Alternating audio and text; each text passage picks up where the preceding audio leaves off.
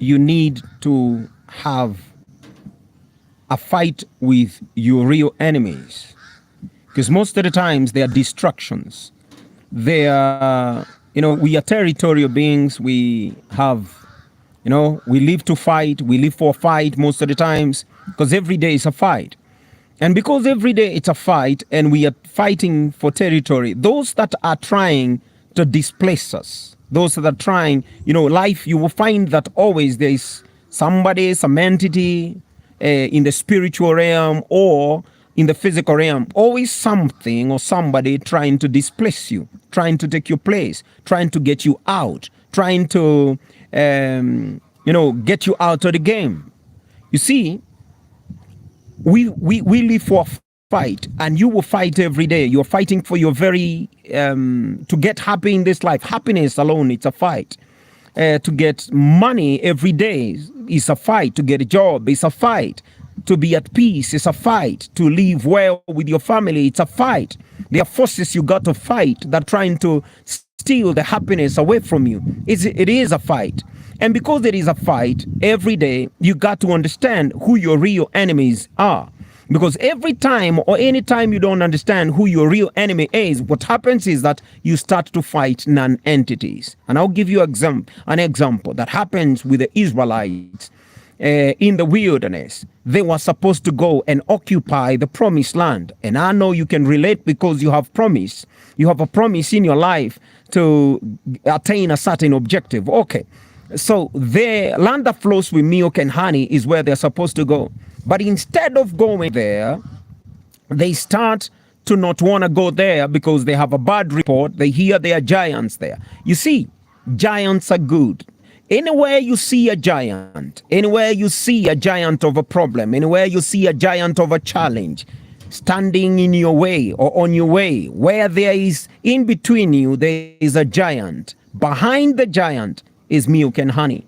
That's in fact, a giant should not be standing in between you and your okay. They shouldn't act as deterrent. They should act as a sign. Let's go in. Let's go in. Why? Because the promise is true. Why? Because why would giants be staying or be defending a land where there's nothing? If you see their giants defending or occupying the land, that is a strong indicator you need to be there. But rather than be there, the Israelites, what they did in the wilderness is they turned back. And when don't you turn back? Don't you turn back? Because if you turn back, what happens is now you will be going round the mountain for a long time. You keep going in circles. You never achieve your objective. You never realize your dream. You never realize your God-given potential. Why? Because you refuse to go and fight the real enemy. You are fighting non-entities. They spend 40 years fighting non-entities, fighting people or enemies that had nothing to do, who are not even blocking them from entering the promised land. What are you fighting today? Who are you fighting today? Who do you think your real enemy is? Most of the times, whoever you think your real enemy is, or whatever you think stands in opposition to your real objective, may not be that. So what do you need to do today? You need to, number one, understand what your vision is, what your objective is, what your destiny is, what God called you to do, so that you can say, if I was called to do this, I'm going to do it no matter what. I'm going to go against the odds and make sure that I go there. Why? Because if it is the Amalekites, the giants, I'll fight their giants. I'll stand against the discouragement. Anything that discourages me from getting where I need to get, I will fight it.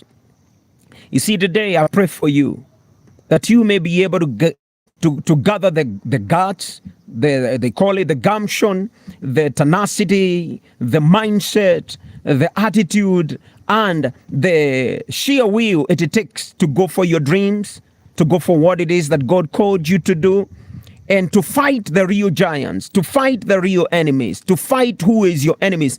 So stop fighting non-entities, stop fighting your wife, stop fighting your family members.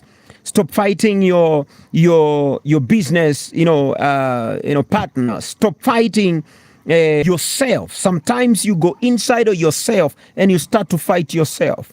You start to engage in self-sabotage, habit. Why? Because you're fighting yourself. Because you do not know who your real enemy is. Once you realize who your real enemy is, you have half won the fight. Because you understand now who to fight. This is Harry G. May God bless you. This is Harry G.